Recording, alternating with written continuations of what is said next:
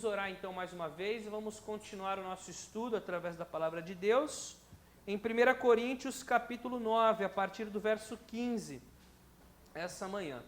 Senhor, mais uma vez eu te agradeço pela tua fidelidade, pelo teu amor, Senhor. Te agradeço, Deus, porque mesmo com tantos desafios, o Senhor tem cuidado de nós, o Senhor tem cuidado das nossas vidas, tem suprido todas as nossas necessidades, Senhor, e nós somos gratos a Ti. Nós reconhecemos, ó Deus, que tudo que temos vem de Ti, Senhor. Eu oro que o Senhor nos abençoe, que o Senhor nos fortaleça, que o Senhor fale conosco essa manhã através da Tua palavra, em nome de Jesus. Amém. Marcelo, aumenta só um pouquinho para eu poder me ouvir um pouquinho melhor. Gostaria de pedir que você abrisse aí, ou então acompanha comigo, 1 Coríntios, capítulo 9, a partir do verso 15. Eu vou ler aqui o capítulo todo, e aí você acompanha comigo. Verso 15. Mas eu não tenho usado de nenhum desses direitos. Não estou escrevendo na esperança de que vocês façam isso por mim. Prefiro morrer a permitir que alguém me prive deste meu orgulho. Contudo, quando prego o Evangelho, não posso me orgulhar, pois me é imposta a necessidade de pregar. Ai de mim, se não pregar o Evangelho. Porque se prego de livre vontade, tenho recompensa. Contudo, como prego por obrigação, estou simplesmente cumprindo uma incumbência a mim confiada. Qual é, pois, a minha recompensa? Apenas esta, que pregando o Evangelho, eu o apresente gratuitamente, não usando assim dos meus direitos ao pregá-lo. Porque, embora seja livre de todos, fiz-me escravo de todos, para ganhar o maior número possível de pessoas. Tornei-me judeu para os judeus, a fim de ganhar os judeus. Para os que estão debaixo da lei, tornei-me como se estivesse sujeito à lei, embora eu mesmo não esteja debaixo da lei, a fim de ganhar os que estão debaixo da lei. Para os que estão sem lei, tornei-me como sem lei, embora não esteja livre da lei de Cristo, de Deus, e sim sob a lei de Cristo, a fim de ganhar os que não têm a lei. Para com os fracos, tornei-me fraco, para ganhar os fracos. Tornei-me tudo para com todos, para de alguma forma salvar alguns. Faço tudo isso por causa do Evangelho, para ser coparticipante dele. Vocês não sabem que de todos os que correm no estádio, apenas um ganha o prêmio? Corram de tal modo que alcancem o prêmio. Todos os que competem nos jogos se submetem a um treinamento rigoroso para obter uma coroa que logo perece. Mas nós o fazemos para ganhar uma coroa que dura para sempre. Sendo assim, não como quem corre sem alvo, e não luto como quem esmurra o ar, mas esmurro o meu corpo e faço dele meu escravo, para que depois de ter pregado aos outros, eu mesmo não venha a ser reprovado. Então esse texto, esse capítulo, eu coloquei como título o amor pelo Evangelho. E eu destaco essa frase de Paulo quando ele diz assim: ai de mim, né? Coitado de mim se eu não pregar o Evangelho, se eu não compartilhar as boas novas. Então vamos lá. Só lembrando, né, que na semana passada, Paulo, nós falamos a respeito disso, Paulo ele fala aos coríntios a seguinte situação. Ele diz para eles o seguinte: pessoal, eu sei que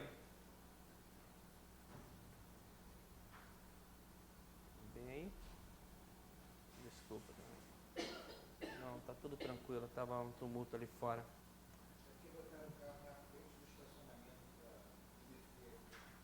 Nossa. Tá, vamos focar então, vamos orar de novo para a gente poder focar aqui. Senhor, mais uma vez eu peço que o Senhor nos direcione, fale conosco, ó Deus, ministre aos nossos corações, em nome de Jesus. Amém. Então Paulo fala à igreja aos coríntios. Os coríntios, de alguma forma, eles tinham uma maneira de rejeitar a Paulo e o seu ministério. Alguns acreditavam que Paulo não era apóstolo e criticavam Paulo. Dentro da própria igreja, alguns preferiam outras pessoas além de Paulo. Embora foi Paulo quem fundou aquela igreja, foi Paulo quem trabalhou na vida dos coríntios, e ele fala para eles, olha, eu graças a Deus nunca precisei depender da igreja aqui. Eu sempre trabalhei, eu sempre supri as minhas necessidades, eu sempre cuidei de todas as coisas, minha e dos meus amigos, e nunca usei dos direitos que eu teria como apóstolo.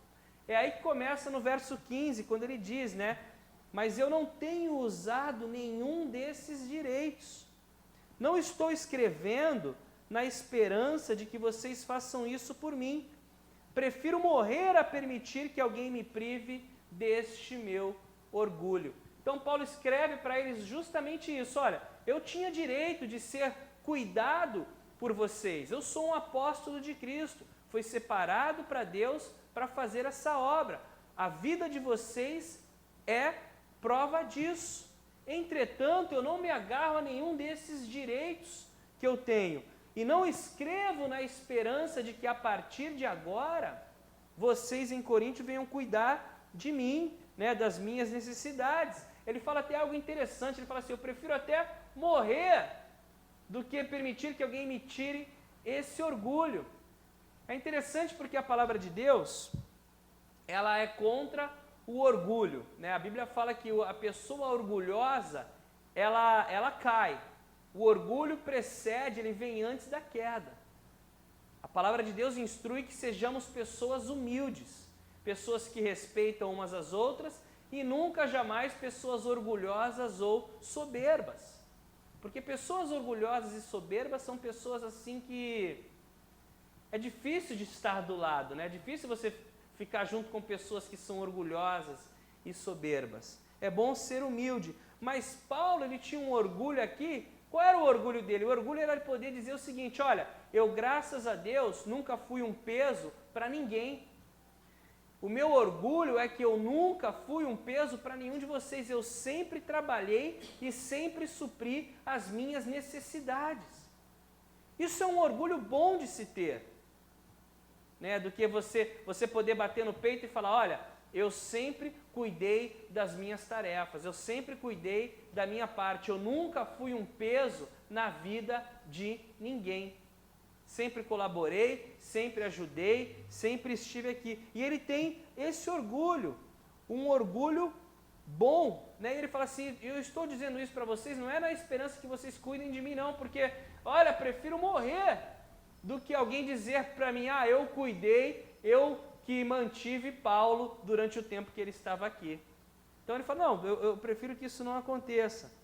Contudo, aí ele continua, quando prego o evangelho, não posso me orgulhar, pois me é imposta a necessidade de pregar. Ai de mim, se não pregar o evangelho. Então ele se orgulha de nunca ter sido um peso na vida de ninguém, mas quando o assunto é a palavra de Deus, aí ele fala assim, quanto à palavra de Deus, disso eu não me orgulho.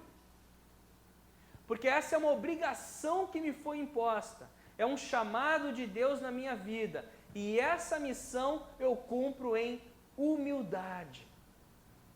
Pregar a palavra de Deus, ele prega em humildade. O que ele está querendo dizer aqui? Paulo não prega a palavra de Deus, nem por glória, nem por dinheiro. Se a pessoa quer ganhar dinheiro, se a pessoa quer ficar rica, se a pessoa quer ficar famosa, ela deve escolher outro ramo de trabalho e não o evangelho. É isso que Paulo está falando. E é uma coisa que infelizmente é o que acontece muito hoje. Pessoas que veem o evangelho como fonte de lucro, veem o evangelho como uma maneira de ficar rico. E essa nunca foi a intenção nem de Cristo, nem dos apóstolos. A Bíblia diz que essas pessoas são os assalariados, né? Aqueles que enganam os outros, vivem às custas das ovelhas, são lobos disfarçados de ovelhas. Né? Enquanto as pessoas estão sofrendo, enquanto as pessoas estão pobres e humildes, eles estão rodeados de dinheiro e vivendo, usufruindo daquilo para o seu próprio prazer, muitas vezes, e não para o reino de Deus. E Paulo está falando, olha, esse não é o ponto para mim. Nunca foi. E ele diz, não há outra coisa que eu venha fazer a não ser pregar o Evangelho. Para isso que eu fui chamado, para isso que eu vou viver. Paulo, pessoal, ele tinha essa visão de eternidade. Eternidade. Quando ele via uma pessoa, além do momento ali que ele via na vida da pessoa, ele está pensando naquela pessoa na vida eterna, ele está pensando naquela pessoa depois num relacionamento com Deus. Não apenas preocupado com o bem-estar momentâneo e temporal da pessoa. Isso é importante para nós. Né? Isso é importante para nós termos essa perspectiva para com as pessoas que cruzam os nossos caminhos, de que possamos ser uma bênção, fazer a diferença na vida daquelas pessoas, não no momento ali que nós estamos com elas, mas também no momento futuro. Né? Você pega um jovem, uma criança, você trabalha com ela, não adianta você focar apenas naquele momento. O que você pode dar para aquela criança? Eu posso dar um presente, que ela vai se alegrar ali naquele momento. Nós temos que pensar muito mais, nós podemos dar algo que vai abençoar a vida daquela pessoa, daquele jovem, daquela criança, lá na frente, quando ela for um adulto, lá na frente, quando ela tiver as suas próprias responsabilidades. Nós temos que olhar isso, nós podemos olhar o além, não apenas na fase adulta, mas também na eternidade. Marcelo, ainda estou achando que eu estou gritando muito, que eu não estou me ouvindo aqui, não sei porquê. Alô, som? Não sei se essa caixa está desligada. A minha voz é, mas aí eu acho que eu estou gritando demais. É porque eu não estou me ouvindo, aí a caixa está indo aí, né? Tá, verso 17. Alô, som. Tá bom, alô, tá bom. Verso 17.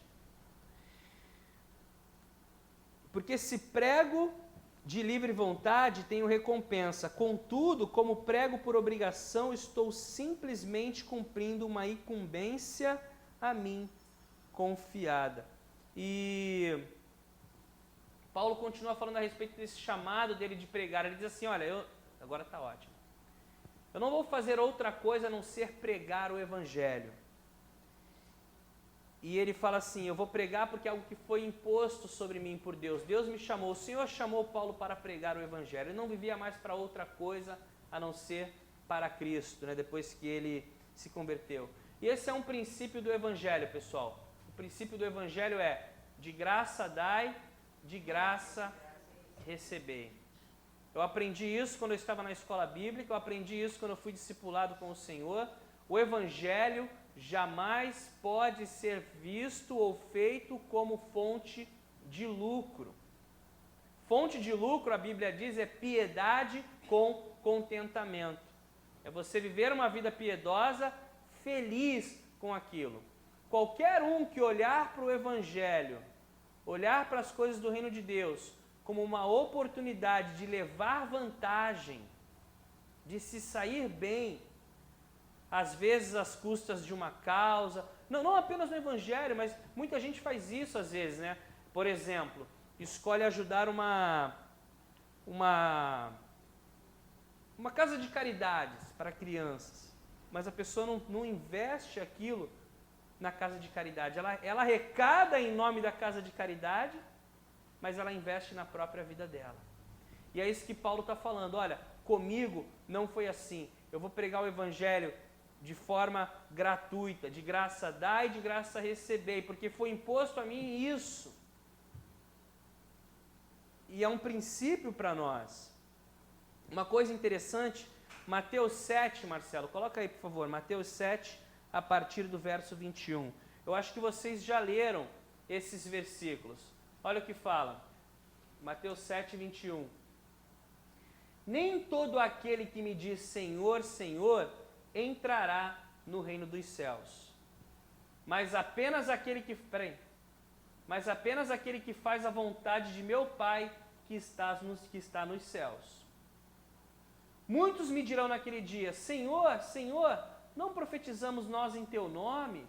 Em teu nome não expulsamos demônios e não realizamos muitos milagres? Então eu lhes direi claramente, nunca os conheci, afastem-se de mim, vocês que praticam o mal.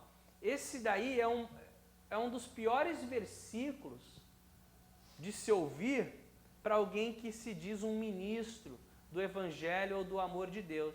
Porque ele fala assim, olha, nem todos os que dizem Senhor, Senhor, em outras palavras, nem todos aqueles que se dizem que são de Deus, que fazem a obra de Deus, que estão cumprindo um chamado de Deus, entrarão no reino dos céus. E muitos dirão para o Senhor naquele dia, mas Senhor, fiz tanto milagre em teu nome, expulsei demônios, fiz tanta coisa no teu nome, em nome de Deus, em nome de Cristo. E eles vão ouvir do Senhor a seguinte resposta, nunca vos conheci, afastem-se de mim, as suas obras eram más. É interessante, por que ele está dizendo as obras eram más? As obras parecem que eram boas, né? Porque estavam fazendo coisas para as pessoas, mas a intenção do coração era má. A intenção do coração era enganar as pessoas, era levar vantagem sobre as pessoas, era desviar as pessoas. E isso acontece muito, infelizmente, muito nos dias atuais, infelizmente, usando o nome de igrejas evangélicas. Igrejas católicas, igrejas que às vezes enganam as pessoas. Enganam as pessoas, não tem amor pela pessoa. A preocupação é apenas com o que a pessoa pode dar. Né? O que eu posso ter de você? Mas o reino de Deus era o contrário. Jesus Cristo agia da seguinte forma, o que eu posso fazer por você? Esse era o plano de Paulo também, essa era a visão de Paulo e essa deve ser a nossa visão. O que nós podemos fazer pelo outro? Paulo fazendo isso, vivendo isso. E aí verso 19, porque embora eu seja livre de todos, fiz-me escravo de todos, para ganhar o maior número possível de pessoas. Aí ele fala esse princípio dele, ele era livre para fazer o que ele quisesse, mas por amor às pessoas, ele se tornou escravo delas. Ele vivia a independência das pessoas para que pudesse ganhar algumas, nesse ministério de pregar o Evangelho. E aí ele fala algo assim no verso 20, tornei-me judeu para os judeus, a fim de ganhar os judeus. Para os que estão debaixo da lei, tornei-me como se estivesse sujeito à lei, embora eu mesmo não esteja debaixo da lei, a fim de ganhar os que estão debaixo da lei. Para os que estão sem lei, tornei-me como sem lei, embora não esteja livre da lei de Deus, e sim sob a lei de Cristo, a fim de ganhar os que não têm a lei. Para com os fracos tornei-me fraco, para ganhar os fracos. Tornei-me tudo para com todos, para de alguma forma salvar alguns. Faço tudo isso por causa do Evangelho, para ser coparticipante dele. Esse era o desejo de Paulo, né? Viver para a honra e glória do Evangelho. E o foco dele era o quê? Se identificar com as pessoas. Ele tentava, de alguma forma, ser alguém que buscava uma relação com as pessoas. Ele não se colocava acima de ninguém, numa maneira de ser alguém importante, que está trazendo uma mensagem fundamental para alguém, mas não, ele se colocava próximo de alguém que tem algo que vai te ajudar, né? Alguém que não está se colocando acima do outro. Procurando entender como as pessoas estavam, procurando identificar a situação, a condição de cada uma, para que, através desse relacionamento, ele pudesse trazê-los a Cristo. Algo interessante, porque com os judeus, né, quando ele estava junto com os judeus, ele não ia ao contrário à lei. Ele tentava, junto com a lei, levar a Cristo. Com os gentios, ele não colocava a lei sobre as pessoas. Ele caminhava junto e tentava levá-las para Cristo. Com os fracos, né, aqueles que ele já falou não comiam carne ou tinham as suas restrições, ele não colocava pedra de tropeço sobre essas pessoas. Ele tentava entender o local, discernir o ambiente e se aproximar e de alguma forma trazer Cristo para aquelas pessoas. Eu já falei a respeito disso, né? Nós, pessoal, nós somos cristãos, mas nós temos o nosso convívio social. Nós não vivemos somente na igreja, nós não vivemos somente junto com crentes, não, nós vivemos com várias pessoas. E nós temos que dar testemunho para que nos ambientes onde nós estejamos, possamos falar do amor de Cristo. Mas primeiramente nós temos que saber chegar nos lugares.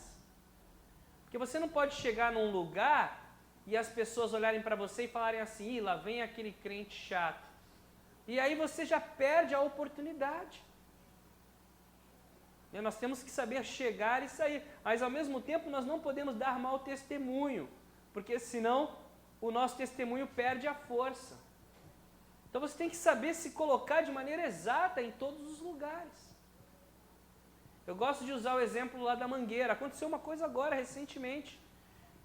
O Lucas joga futsal lá na Mangueira, então eu estou sempre na Mangueira, então os pais dos alunos estão sempre lá.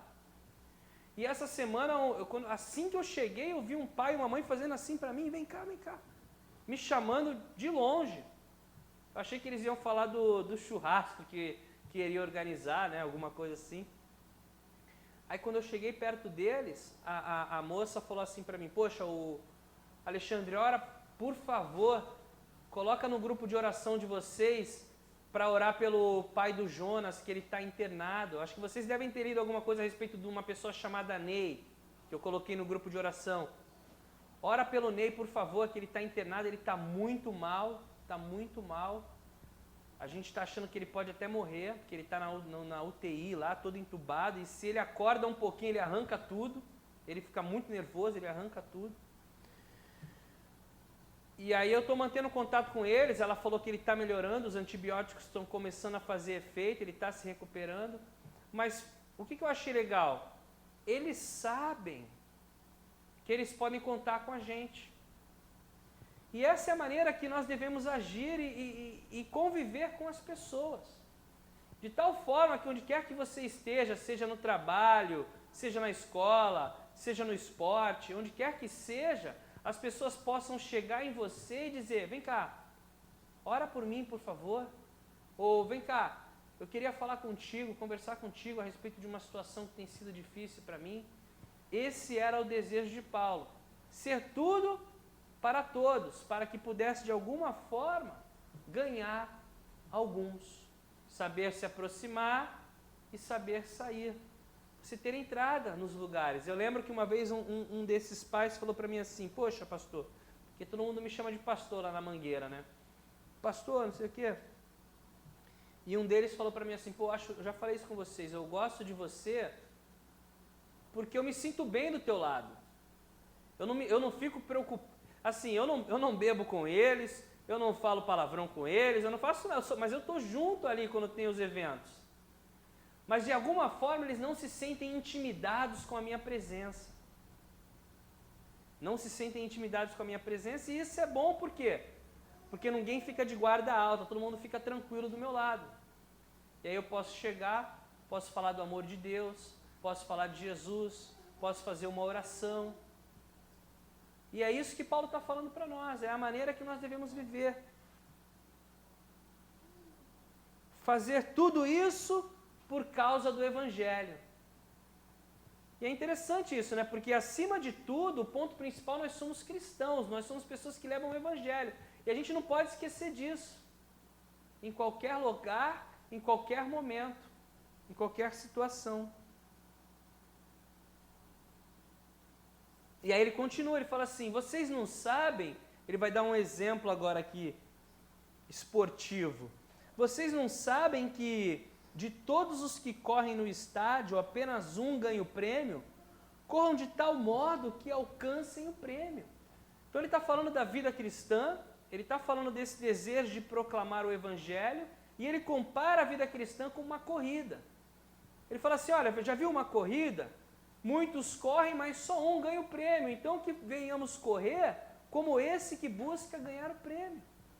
Em outras palavras, ele está dizendo para nós o seguinte, vamos viver as nossas vidas de forma digna ao chamado cristão que nós temos.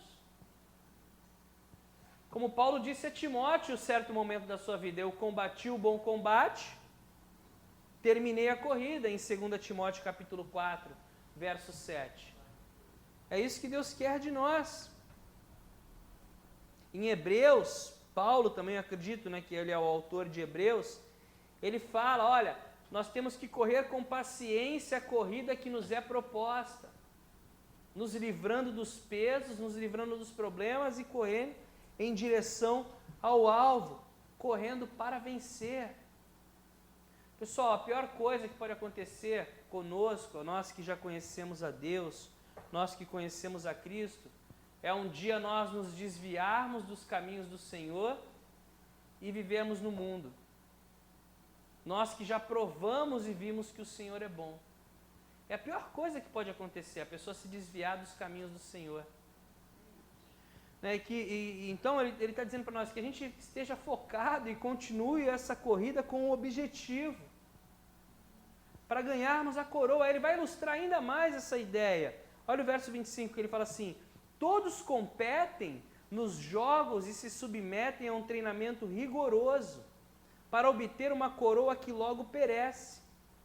Mas nós o fazemos para ganhar uma coroa que dura para sempre. Ele tá falando com os coríntios, né? O povo da Grécia. Então eles estão com a mentalidade o quê? As Olimpíadas, os Jogos Olímpicos, que eles corriam e ganhavam aquela coroa de louros, né? Que logo, tipo assim, ele ganhava a corrida, colocava uma coroa de louro na cabeça dele, 2 dias depois, como é que fica a folha de louro? Fica seca, né? Fica amarelada. Ele fala assim, e eles se esforçam tanto para ganhar essa coroa, que logo ela perece. E ele fala assim, mas nós fazemos para ganhar uma coroa que dura para sempre. Então ele compara a vida cristã com uma corrida, e no final dessa corrida, quando nós combatermos o bom combate, quando nós chegarmos ao final dela, nós vamos receber uma coroa do Senhor que não perece. E aí ele fala assim, eles se submetem a um treinamento rigoroso. Você já viu o treinamento de um atleta? Eu estou com um pequeno atleta lá em casa, fez 9 anos ontem. Ele treina 3, 4 vezes por semana, 1h30, coisa assim de intensidade. Uma criança de 9 anos. Você imagina como é que é um treinamento de um atleta profissional, de um corredor, de um ginasta, de um lutador.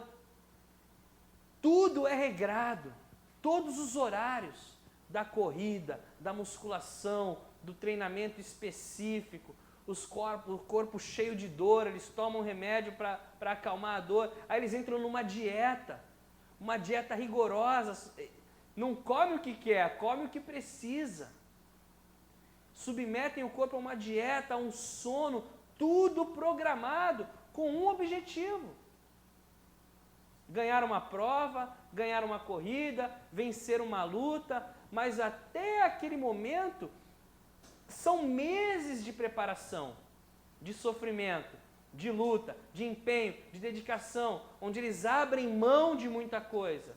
Abrem mão de estar com a família, abrem mão de estar com os amigos, abrem mão de se divertir, abrem mão de comer uma coisa, né? Vocês conhecem, alguns conhecem o Rafael dos Anjos, que é do UFC, quando tem que bater o peso, como é que ele abre mão de muita coisa para ganhar algo que é perecível. E Paulo está falando isso, olha aqui.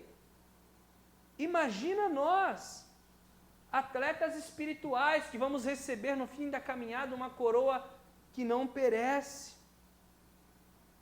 E aí a gente para pensar, né, como é que nós temos dedicado a nossa caminhada com Deus? Como é que nós temos vivido a nossa caminhada com Deus? Será que nós estamos lutando, correndo para vencer? Ou será que nós estamos ali somente, igual na corrida de São Silvestre, né, que tem o pessoal que vai lá na frente, depois lá atrás tem um bocado lá que está só na farra para mostrar a faixa e tal. Como é que nós temos corrido a nossa corrida da caminhada cristã? Será que o nosso objetivo é vencer, é correr para vencer? Será que nós temos nos dedicado? Será que nós nos colocamos debaixo de algumas responsabilidades? Às vezes nós não estamos nem preocupados com o horário, às vezes não estamos nem preocupados com compromisso, com responsabilidades. E a pergunta dele é, será que nós estamos correndo para... Ele fala, corram como alguém que corre para vencer.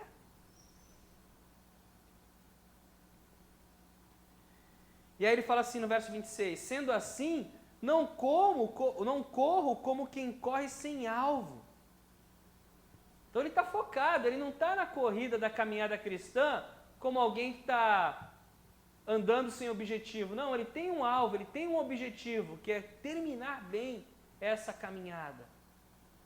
Terminar bem essa caminhada. Gente, eu acho que todos nós aqui que somos cristãos, nós temos que ter esse objetivo na nossa vida. Eu quero terminar bem a caminhada com Cristo. Porque não importa como começou, nem como foi. O que vai importar realmente é se você vai terminar. Claro que importa, né? Mas o mais importante de tudo é como é que nós vamos terminar. Nós temos que terminar. Graças a Deus que Deus é gracioso. Às vezes nós saímos, às vezes nós corremos sem alvo, às vezes nós nos perdemos, às vezes nós ficamos interessados com as coisas do mundo, esquecemos das coisas de Deus, mas o Senhor é gracioso, o Espírito Santo de Deus fala conosco e nos traz de volta para o alvo, para o Senhor, para a caminhada, e a gente volta a correr com objetivo. E aí ele fala assim, não corro como quem corre sem alvo, e não luto como quem esmurra o ar. Ele agora se compara com um boxeador, ele fala assim, eu não luto como alguém que está dando soco à toa. Ele luta com alguém que tem um adversário. Tem um inimigo, tem os desafios. Aí ele fala assim, eu esmurro o meu corpo e faço dele meu escravo para que depois de ter pregado aos outros, eu mesmo não venha a ser reprovado. Olha que interessante isso, né? Paulo está falando assim, olha, eu prego a palavra, mas eu tenho que ser um exemplo. Então eu cuido do meu corpo, eu subjugo o meu corpo, para que lá na frente eu não venha a ser reprovado naquilo que eu falo. Então ele vigia na maneira de viver, ele vigia na maneira de falar, ele vigia na maneira de agir, para que o que ele diz corresponda ao que ele vive. Isso é importante, né? Que a gente não sejamos apenas pessoas que falam, mas que a nossa vida seja compatível àquilo que nós falamos. Porque o homem apenas que fala, mas que não cumpre a palavra, é semelhante àquele que olha no espelho e logo esquece o seu rosto, ou é semelhante àquele que constrói a casa sobre a areia. Nós queremos ser pessoas que falam e vivem. Esmurro meu corpo, faço dele meu escravo, para que depois de ter pregado aos outros, eu mesmo não venha a ser reprovado. Nós vamos terminar por aqui essa manhã, com essa ideia, né, essa ideia que Paulo nos mostra. Nós estamos nessa corrida, nessa caminhada da vida cristã. O nosso objetivo é terminá-la bem. Não é uma prova de velocidade, não é quem chegar primeiro, é uma prova de perseverança, é uma prova de resistência, é uma prova onde nós embora corremos de forma individual, estamos em equipe, temos pessoas ao nosso redor, podemos ajudar uns aos outros, fortalecer uns aos outros, encorajar uns aos outros. Quando aqueles estão se sentindo mais cansados, mais desanimados, nós podemos vir ao lado, às vezes até diminuir o nosso passo para poder acompanhar o passo da pessoa, mas sempre prosseguindo em direção do alvo.